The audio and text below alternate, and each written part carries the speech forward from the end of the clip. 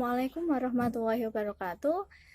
Sebelumnya perkenalkan terlebih dahulu kami dari kelompok 11 dengan anggota yang pertama ada Mbak Alvina Damayanti, yang kedua ada Mbak Alfi Rohmawati, dan yang ketiga ada saya sendiri, Evi Sofiana. Di sini kita akan membahas mengenai lembaga perekonomian syariah dengan tema sistem dan operasinya di Indonesia. Pada materi ini kita akan membahas mengenai beberapa subbab. Yang pertama ada definisi bank syariah, pasar modal syariah, sukuk, dan asuransi syariah. Yang kedua kita akan membahas mengenai hukum bank syariah, pasar modal syariah, sukuk, dan asuransi syariah. Yang ketiga kita akan membahas mengenai perbedaan bank syariah, pasar modal syariah, sukuk, dan asuransi syariah dengan konvensional. Dan pada yang keempat, kita akan membahas mengenai peluang dan tantangan.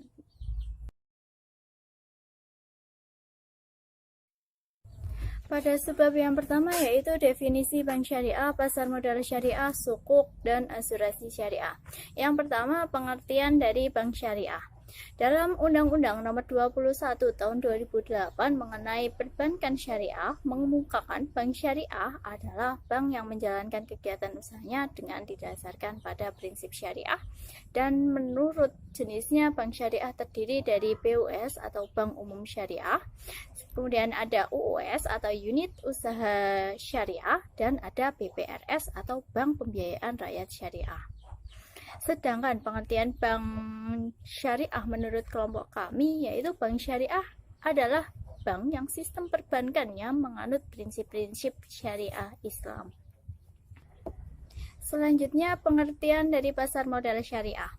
Pasar modal syariah merupakan pasar modal yang diharapkan mampu menjalankan fungsi yang sama dengan pasar modal konvensional, namun dengan kekhususan syariahnya yaitu mencerminkan keadilan dan pemerataan distribusi keuntungan. Pasar modal syariah merupakan pasar modal yang merupakan prinsip syariah dalam kegiatan transaksinya dan terbatas dari hal-hal yang dilarang seperti riba, kemudian perjudian, ada spekulasi, dan lain sebagainya. Pada pasar modal syariah terdapat instrumen investasi syariah yang terdiri dari saham, sukuk, surat berharga negara atau SBSN, dan ada reksadana syariah, kemudian ada efek berguna aset syariah, dan waran syariah.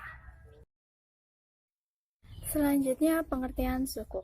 Berdasarkan Fatwa Dewan Syariah Nasional Majelis Ulama Indonesia atau DSN MUI nomor 32/DSN-MUI/9/2002 tentang obligasi syariah menjelaskan sukuk merupakan suatu surat berharga jangka panjang berdasarkan prinsip syariah yang dikeluarkan emiten kepada pemegang sukuk, yang mewajibkan emiten membayar pendapatan kepada pemegang sukuk berupa bagi hasil atau fee, serta membayarkan kembali dana obligasi pada saat sudah jatuh tempo. Yang keempat, pengertian asuransi syariah. Dewan Syariah Nasional Majelis Ulama Indonesia dalam fatwanya tentang pedoman umum asuransi syariah memberikan definisi tentang asuransi menurutnya.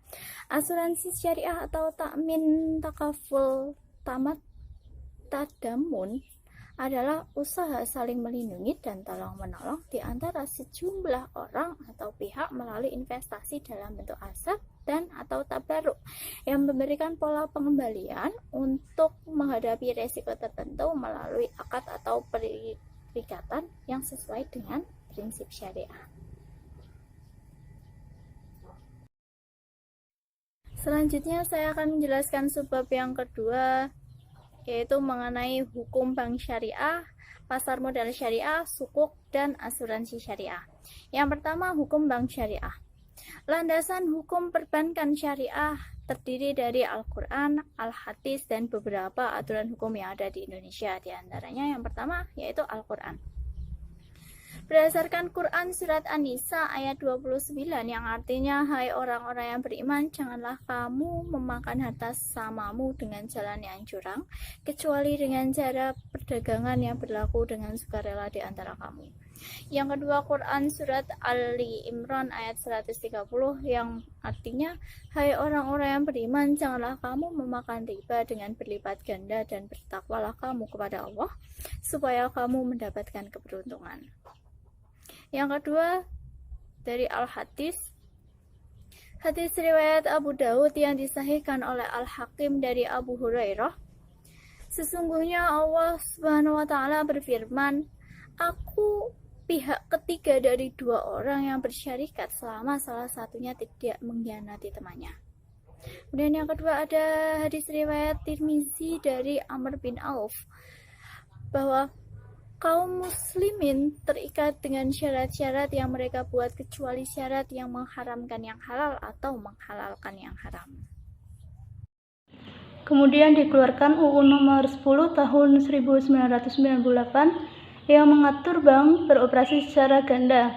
Dikeluarkan UU nomor 23 tahun 1999 yang mengatur kebijakan moneter yang didasarkan prinsip syariah. Kemudian dikeluarkan Peraturan Bank Indonesia tahun 2001 yang mengatur kelembagaan dan kegiatan operasional berdasarkan prinsip syariah. Dan pada tahun 2008 dikeluarkan UU nomor 21 tahun 2008 tentang perbankan syariah. Dalam hal ini berarti pengakuan secara yuridis normatif tercatat dalam peraturan perundang-undangan di Indonesia. Sedangkan secara yuridis empiris, bank syariah diberi kesempatan dan peluang yang baik untuk berkembang di seluruh wilayah Indonesia. Selanjutnya, hukum pasar modal syariah. Pasar modal syariah masih disandarkan kepada 6 fatwa DSN MUI yang berkaitan dengan industri pasar modal. 6 fatwa DSN MUI yang berkaitan dengan industri pasar modal tersebut antara lain, yang pertama fatwa nomor 5 tahun 2000 tentang jual beli saham. Yang kedua, fatwa nomor 20 tahun 2000 tentang pedoman pelaksanaan investasi untuk reksadana syariah. Yang ketiga, nomor 32 tahun 2002 tentang obligasi syariah. Yang keempat, fatwa nomor 33 tahun 2002 tentang obligasi syariah mudharabah. Yang kelima, fatwa nomor 40 tahun 2003 tentang pasar modal dan pedoman umum penerapan prinsip syariah di bidang pasar modal. Dan yang terakhir, fatwa nomor 41 tahun 2004 tentang obligasi syariah ijarah. Investasi telah dijelaskan dalam Al-Quran surat Al-Hasyr ayat 18, yaitu, hai orang-orang yang beriman, bertakwalah kepada Allah dan hendaklah setiap diri memperhatikan apa yang telah diperbuatnya untuk hari esok, dan bertakwalah kepada Allah Subhanahu wa Ta'ala, sesungguhnya Allah mengetahui apa yang kamu kerjakan. Selanjutnya, hukum suku. Pandangan Al-Quran mengenai suku terdapat pada surat Al-Baqarah ayat 282, yaitu telah melahirkan keputusan nomor 5 tahun 1988 dengan menetapkan sejumlah kumpulan aset dapat diwakili dalam suatu akte resmi. Akte resmi yang dimaksud dapat dijual pada harga pasar yang tersedia dan komposisi dari kumpulan aset ditunjukkan dengan pengamanan terdiri dari bentuk aset fisik dan aset finansial penjual. Sedangkan menurut Dewan Syariah Nasional Indonesia memperbolehkan kegiatan suku dengan berlandaskan kaidah fikih. Artinya, hukum asal muamalah itu adalah boleh, kecuali jika ada dalil yang mengharamkan. Dalam hal ini, dari penjelasan di atas, dilihat dari sumber hukum dan kaidah fikih hukum suku di dalam Islam, yaitu mubah ataupun boleh. Sependapat dengan itu bahwa hukum suku di Indonesia adalah diperbolehkan. Selanjutnya, hukum asuransi syariah. Hukum asuransi syariah yang berdasarkan pada Al-Quran terdapat perintah Allah, yaitu yang pertama perintah untuk mempersiapkan hari depan. Allah berfirman dalam Quran surat Al-Hasyr ayat 18, artinya, hai orang-orang yang beriman, bertakwalah kepada Allah dan hendaklah setiap diri memperhatikan apa yang telah diperbuatnya untuk hari esok atau akhirat, dan bertakwalah kepada Allah, sesungguhnya Allah Maha mengetahui apa yang kamu kerjakan. Kedua, perintah Allah untuk saling bekerja sama dan bantu-membantu. Allah Subhanahu wa Ta'ala memerintahkan kepada umatnya untuk saling menolong dalam kebajikan dan takwa. Allah Subhanahu wa Ta'ala berfirman dalam Quran surat Al-Maidah ayat 2. Artinya, dan tolong menolonglah kamu dalam mengerjakan kebajikan dan takwa, dan jangan tolong menolong dalam berbuat dosa dan pelanggaran, dan bertakwalah kamu kepada Allah Subhanahu wa Ta'ala, sesungguhnya Allah amat berat siksanya. Kemudian sabda Rasulullah SAW yang berisi perintah untuk saling bertanggung jawab, yaitu kedudukan persaudaraan orang yang beriman satu dengan yang lainnya ibarat satu tubuh. Bila satu anggota tubuh sakit, maka akan dirasakan sakitnya oleh seluruh anggota tubuh lainnya, sehingga dapat disimpulkan bahwa hukum dari asuransi syariah adalah boleh. Selanjutnya, perbedaan bank syariah, pasar modal syariah, suku asuransi syariah dengan konvensional. Yang pertama, perbedaan bank syariah dan bank konvensional. Dalam bank syariah, sistem keuntungannya menerapkan bagi hasil. Sedangkan dalam bank konvensional, sistem keuntungannya menerapkan sistem bunga. Yang kedua, hubungan. Dalam bank syariah yaitu hubungan kemitraan atau musyarakah dan mudharabah. Yang kedua, penjual dan pembeli, murabahah, salam dan istinah. Yang ketiga, sewa menyewa atau ijarah. Yang keempat, debitur dan kreditur dalam pengertian equity holder. Sedangkan dalam bank konvensional, hubungannya yaitu hubungan debitur dan kreditur. Dalam bank syariah, dewan pengawasnya yaitu dewan pengawas syariah, sedangkan dalam konvensional itu tidak ada dewan pengawas. Nah, untuk yang selanjutnya terdapat perbedaan pasar modal syariah dengan pasar modal konvensional. Yang pertama dapat dilihat dari emiten penjual saham. Di dalam pasar modal syariah terdapat emiten penjual saham yang sudah memenuhi syarat-syarat syariat Islam. Di dalam transaksinya juga mengandung prinsip syariat Islam seperti prinsip musyarakah, mudharabah, dan salam. Yang kedua dapat dilihat dari instrumen.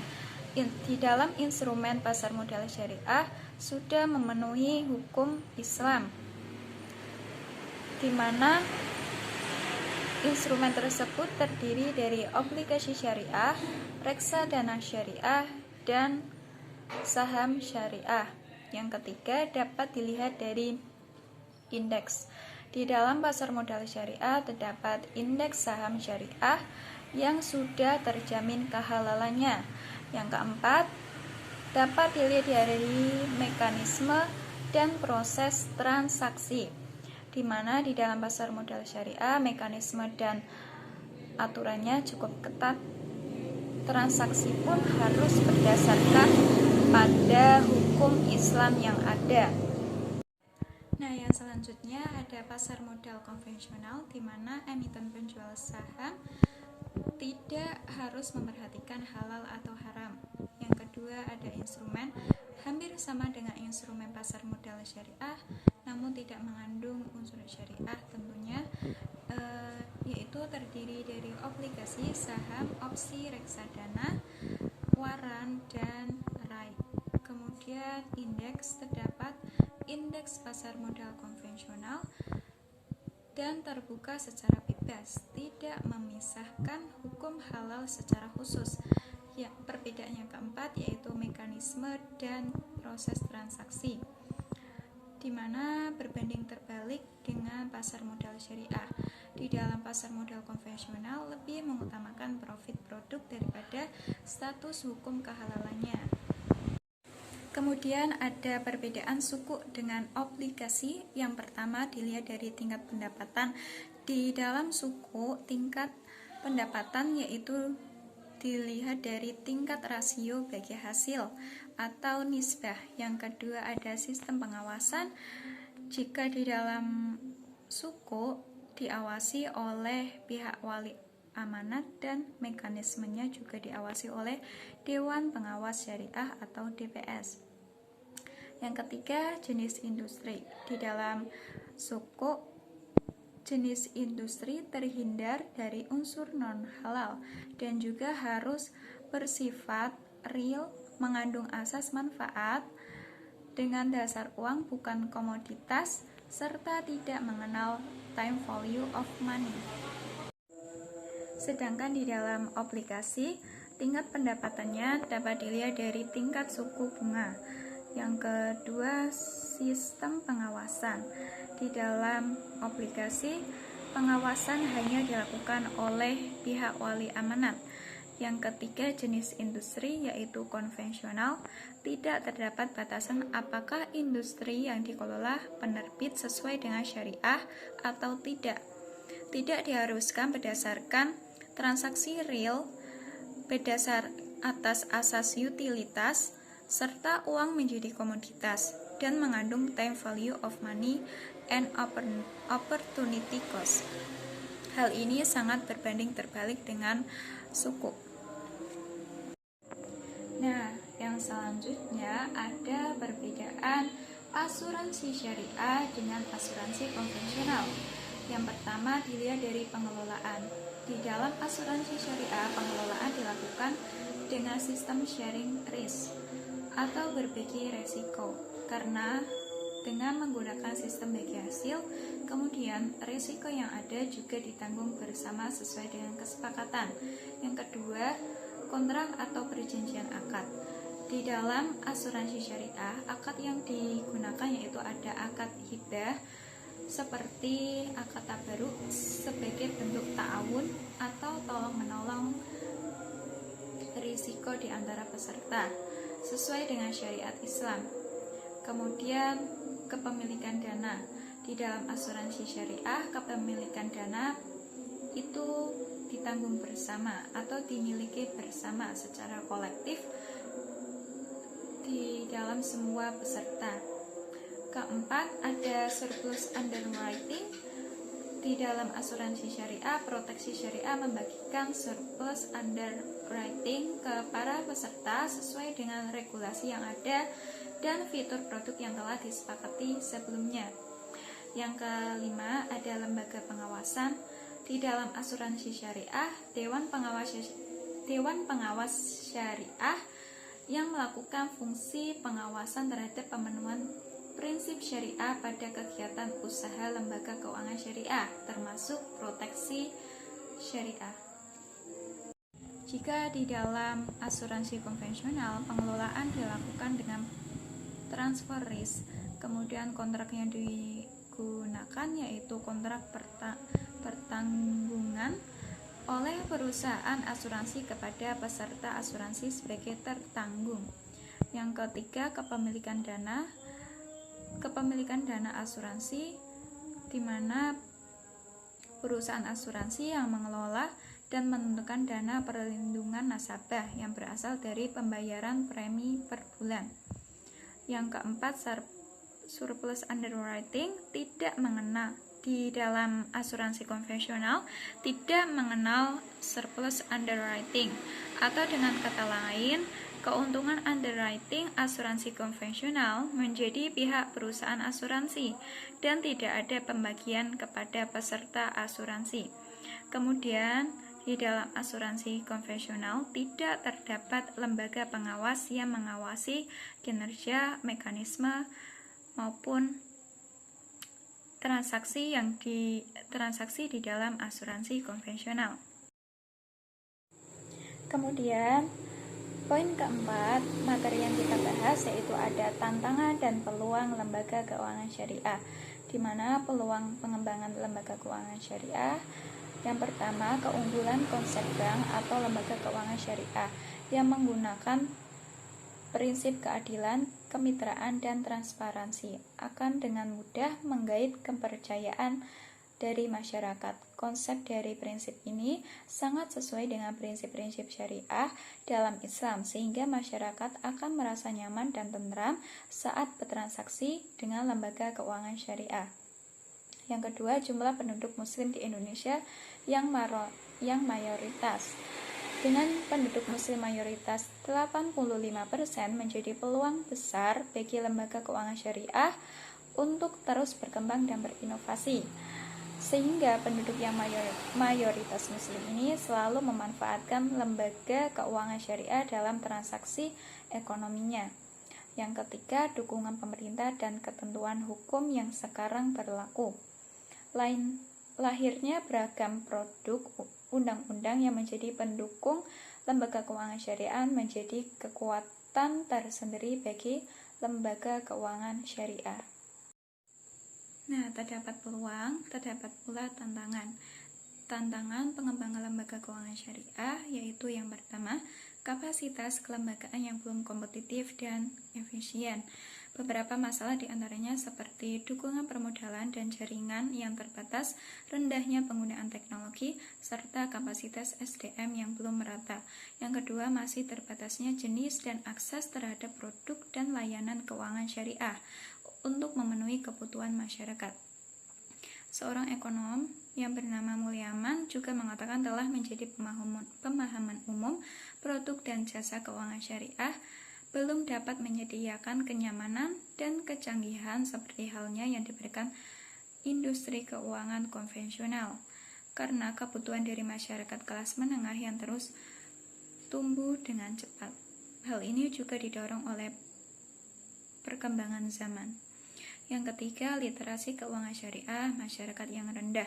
Survei Nasional Literasi dan Inklusi Keuangan tahun 2016 menunjukkan indeks literasi keuangan syariah 2016 baru mencapai 8,11%.